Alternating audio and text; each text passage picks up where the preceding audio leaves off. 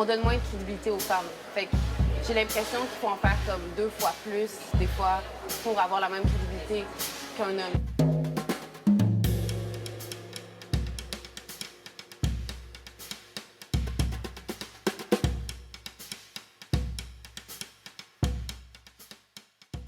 Marion Rousseau est étudiante en cuisine à l'ITHQ. Elle nous invite dans son appartement rue Sherbrooke à Montréal pour nous partager sa passion pour la gastronomie. L'occasion est parfaite pour parler de la place qu'occupent les femmes en cuisine au Québec en 2020. Je vais faire des pâtes un peu comme ça, triangolis. Puis c'est ça, j'ai acheté des pleurotes aussi, fait que je pensais faire sauter après ça avec des pleurotes, beurre noisette. That's it. Ça fait depuis je suis rentrée adolescente dans la plonge d'un restaurant. J'ai commencé à travailler assez rapidement en cuisine. Puis là, tout le côté plus artistique m'est comme venu à l'esprit. Puis là, ça a comme fait du sens parce que j'ai toujours été un peu dans les domaines des arts, mes amis aussi et tout. Puis comme, on dirait que je trouvais pas ma manière de faire de l'art. Fait que là, ça a comme été une évidence. Marion s'apprête à intégrer un métier majoritairement masculin. En effet, les dernières données de Statistique Canada montrent qu'au Québec, 61% des chefs sont des hommes. On constate que les femmes chefs ont de plus en plus leur place en gastronomie, mais la reconnaissance de leur talent en cuisine se fait timidement. C'est sûr, t'as quelques femmes chefs, c'est ça que comme on connaît toutes, mettons Anne-Sophie Pic, Dominique Crène, ben, Colombe Saint-Pierre là, qui prend. C'est des femmes qui se montent, c'est ça, puis c'est comme ça qu'on les connaît, puis et tout. Puis c'est des femmes aussi que je pense à la base voulaient pas qu'on parle du fait que c'était des femmes, que c'était des chefs avant tout, puis qui voulaient pas s'associer au fait, comme la majorité, là, comme, je sais pas, t'es une chef, t'es une cuisinière, comme t'as pas envie de tout le temps justifier le fait que t'es une femme. La presse internationale, encore, on parle beaucoup des hommes. Dans les classements aussi, dans les classements mondiaux de meilleurs restaurants. Dans le guide Michelin, je pense qu'encore à ce jour, il doit y avoir à peu près 3 ou 4 femmes étoilées dans le monde.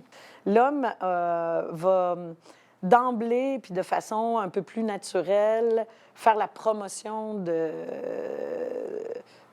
son image, de son entreprise. Moi, je connais, comme des femmes chefs qui ont été changer des menus d'hôpitaux à Toronto, là. C'est des femmes chefs, ça aussi, là. C'est ça, là. L'aspect communautaire qui Ben oui, l'aspect mais comment ça qu'on n'entend pas parler de celle-là, là? Comment ça que c'est moins important, tu sais?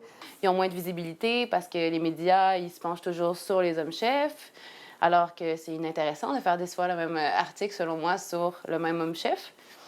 Mais c'est ça, fait que tout ça fait en sorte que je pense que les femmes chefs, elles sont plus dans leur cuisine. Ils n'ont pas le temps d'aller parader puis d'aller... je sais pas. C'est l'impression que ça me donne. Lorsque Nicolane Gagnon rejoint les rangs de l'ITHQ en 2006, elle est la seule femme chef à y enseigner la cuisine. Madame Gagnon rejette le culte de la personnalité vedette dans le monde de la gastronomie et préfère se consacrer à l'amour de la cuisine par son enseignement. On travaille fort, on est passionné par ce qu'on fait, donc peut-être qu'on n'a pas besoin de plus non plus. Moi, je me suis posé la question, en tout cas. Puis à un moment donné, justement, il y a des gens qui me disaient: «Ah, on ne te voit plus à la télé.» Je disais: «Sais-tu quoi? On ne ressent pas le besoin. La télé, c'est un monde parallèle, tu sais. J'aime mieux être dans ma classe avec mes étudiants.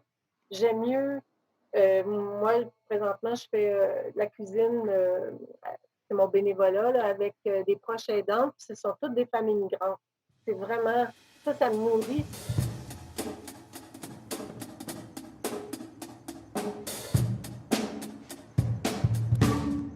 J'ai déjà travaillé à un restaurant où, mettons, là, c'était plus les filles. Moi, je travaillais de jour, j'étais chef de jour. Puis on faisait toute la prep, on se clenchait, là, c'était genre la job où j'ai eu le plus de charge mentale. Tu sais, vraiment, comme tu dois tout calculer, qu'il manque de rien, tu fais toutes tes affaires en même temps de faire le service. Alors que il y avait pas de gars à l'époque qui travaillaient chef de jour. Eux, ils travaillaient plus de soir à vraiment comme genre servir avec full.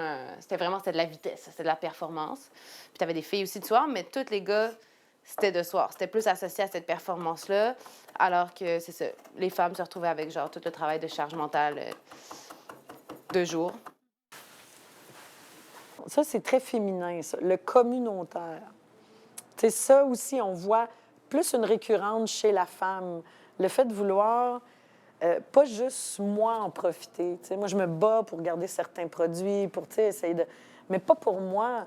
Je veux que c'est pour tout le monde. Tu sais, le combat, moi, je vais pas voir un pêcheur en lui disant « Moi, je veux tel poisson ». J'ai dit « Moi, je veux que ce poisson-là, tout le monde y ait accès ». Ah! OK. Merci. Voilà. On en a pas assez, je crois.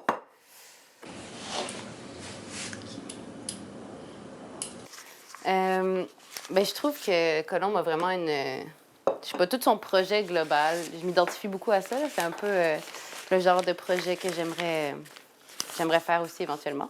C'est pas juste de la bouffe, tu sais, c'est tout le côté un peu politique derrière, tu sais, un peu quand même qui est, tu sais, mérite là, pour que la pêche locale soit plus accessible, pour tout le côté social de comme, je sais pas, d'être humain. Si les hommes jouissent d'un certain avantage sur le plan médiatique, les femmes sont loin de s'apitoyer sur leur sort. Le parcours des femmes chefs en cuisine n'est pas forcément plus difficile que celui de l'homme, tel qu'en témoignent Mélanie Rémillard et Jessica Noël. Moi, je le vois de façon très positive. Je vis ça de... J'ai jamais vécu d'embûches parce que je suis une femme en cuisine. En tout cas, si je les ai vécues, je les ai pas perçues. Je trouve que le sujet de base de femmes versus hommes en cuisine est comme... Ça vient beaucoup me chercher, mais d'une façon autre que beaucoup d'autres femmes, je pense, qui sont en cuisine puis qui se font poser souvent la question. Mais je pense qu'il faut arriver avec une mentalité très égalitaire en cuisine. Puis je pense que déjà en rentrant là-dedans comme ça, puis d'accepter que il va falloir comme s'ajuster un petit peu à l'environnement, ça facilite vraiment la chose. Moi, je vois pas de différence parce que comme ça fait 18 ans que je travaille ici, puis on est beaucoup plus de femmes ici que d'hommes. En tant que femme, puis dans mon parcours, moi, j'ai jamais eu de problème à faire des doubles, puis les heures de limoisage, je vais en faire, il n'y a pas de problème. Bien, dans une journée, on passe à travers, comme le matin, je vais me lever, je vais aller au marché ou passer voir des fournisseurs, aller ramasser les choses pour le restaurant avant même que les cuisiniers se sont peut-être même levés. Après, de venir ici, puis de planifier les plats avec les trucs qu'on a, recevoir toutes les livraisons, s'assurer que tous les trucs sont corrects, s'assurer que la mise en place est faite comme il faut, faire en sorte que tout le monde comprend les plats qui doivent être faits. Il faut comme s'assurer de bien communiquer ces trucs-là, justement, pour que ça se fasse bien. Puis après ça, être prêt pour le service. Le travail de chef cuisinière est exigeant et demande une bonne dose d'endurance.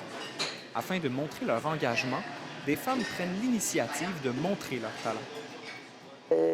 Qu'on soit sous-représenté, c'est un problème, mais la réponse à ça, c'est peut-être pas nécessairement de s'isoler. Justement, c'est de percer puis de rentrer dans un domaine extrêmement masculin en se donnant mutuellement, nous, les femmes, les moyens d'arriver au même point, si c'est ton désir.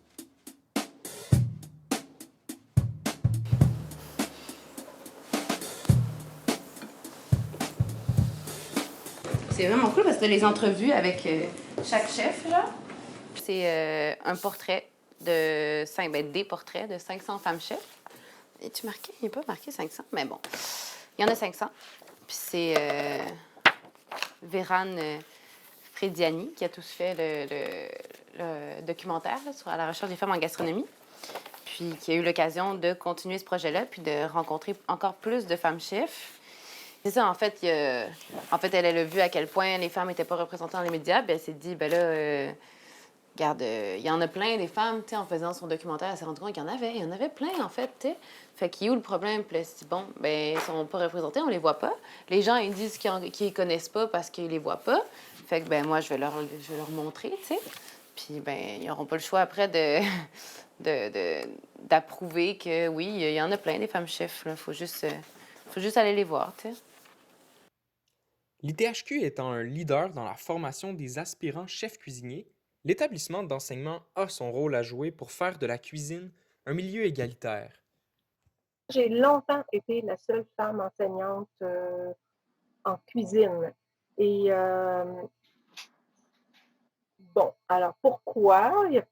On m'en parlait souvent, tu sais, quand je posais un peu la question, tu sais, être toute seule de fille, c'est pas un problème en soi, mais par contre, je pense que comme on a quand même beaucoup d'étudiants, je trouvais ça important, moi, qu'il y ait d'autres images féminines. Je pense que l'équilibre, moi, j'y crois, là. Fait que je trouvais qu'on n'avait pas d'équilibre à ce niveau-là. Dans les cours qu'on avait de DEP, là, de cuisine, il y avait juste une prof femme, puis ça, je pense que ça pourrait être pertinent, là, tu sais, d'avoir plus de modèles chefs, là, tu sais, mettons. Mais pour les étudiants en tant que tels, non, l'enseignement est le même. Des fois, j'ai l'impression que le prof est plus dur avec les gars dans la classe. Mais après, on ne sait pas si c'est parce qu'ils méritent plus de se faire mettre à leur place, là, tu sais, ça... Des fois, il y a des attitudes différentes aussi. Quand moi, j'étais étudiante, on avait encore un complexe. Mais tu sais, il y avait aussi les profs masculins, évidemment, qui, euh, qui nous traitaient toujours avec un petit peu de condescendance, puis parfois, c'était juste comme, il était très paternaliste envers nous, alors qu'il ne l'était pas tant avec les gars. Donc, on se faisait traiter différemment, juste de par notre sexe. Donc, ça s'incruste un peu, ça, en soi. C'est vraiment le talent, l'effort, euh, la passion que l'étudiant démontre, qu'il soit garçon ou fille, on n'en fait pas de différence. Et je pense que c'est important aussi que ça soit comme ça parce que oui, on est un chef de file. Oui, il y a d'autres excellentes écoles, mais PHQ a quand même une vitrine internationale importante. Puis on se posait la question l'autre fois avec, pas trop on en discutait, tu sais, de comme, est-ce que, est-ce qu'il faudrait mettre un quota, mais tu sais, un genre de, pas un quota, de genre, on accepte 50% filles, 50% gars, mais là, c'est comme, c'est non, c'est de la discrimination positive, puis c'est pas super pertinent selon moi, mais j'avoue que ça serait pertinent parce que ça ferait qu'après, ben, il y a 50% autant de femmes que d'hommes qui rentrent dans le métier, fait que ça pourrait peut-être... Disons-le, au Québec particulièrement, euh, la situation de la femme, elle est vraiment enviable. Sincèrement, là, euh, je ne veux pas dire que tout est parfait. Il y a encore des petites choses qui accrochent, mais honnêtement, quand on se compare, on se compare. Je pense que c'est le rôle d'un peu tout le monde, tu sais, aussi de faire la promotion des femmes chefs. Puis pas parce que tu es une femme chef non plus, hein, parce que tu fais un truc intéressant. De dire spécifiquement, c'est parce que t'es une femme, puis on a besoin de plus de femmes chefs présentes sur la scène médiatique, mettons. C'est comme un oui, mais un non en même temps, tu sais. Bon appétit. Bon appétit.